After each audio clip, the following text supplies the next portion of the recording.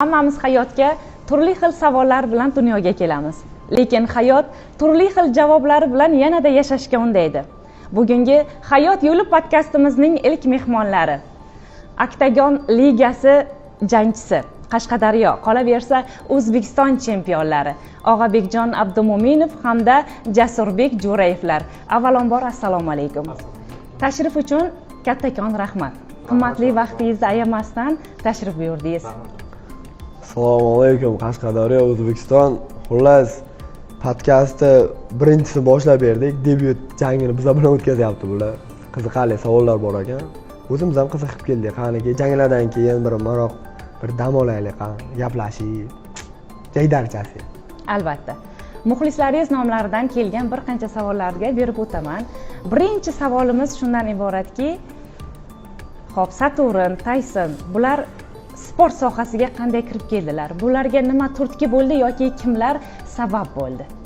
Sportga kirib kelishimning sababi asli o'zi o'tgan yili 2024 dan boshlab boshladim. Oldindan endi shug'ullanib, tayyorlanib yurardim. Keyin nima bo'ldi? Shu o'tgan yildan o'zi sabablarga ko'ra bu yerga qarshilar kelib shug'ullandim. Keyin shu bilan bu yerda uncha yetishmovchilik sababli, ba'zi bir sabablarga ko'ra, ya'ni undan keyin Rossiyaga ketdim.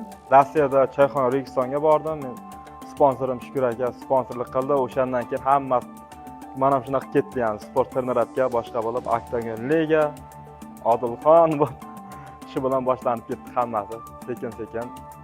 Undan keyin Xudoga shukr, men alhamdulillah yomon emas. Ya'ni shu paytgacha hozir mana janglar o'tkazdik. Men Saturn do'stimni topdim. Shu bilan tanishdim. Eng yaqin do'stim mana bu.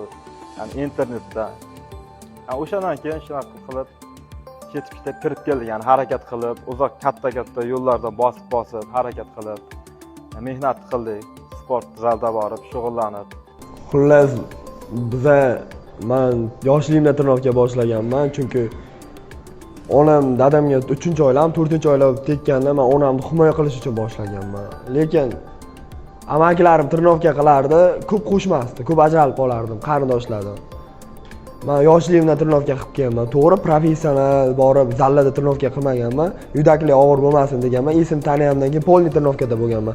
Turniy burus, anjumani bu meni eng sevimli mashg'ulotim edi.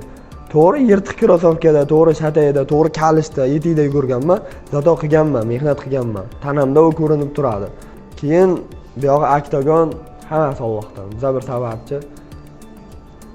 Oktagonda endi haqiqiy zdroviy legendarniy medinni bahis bo'ldik. Alhamdulillah, Allohga behisob shukrlar bo'lsin.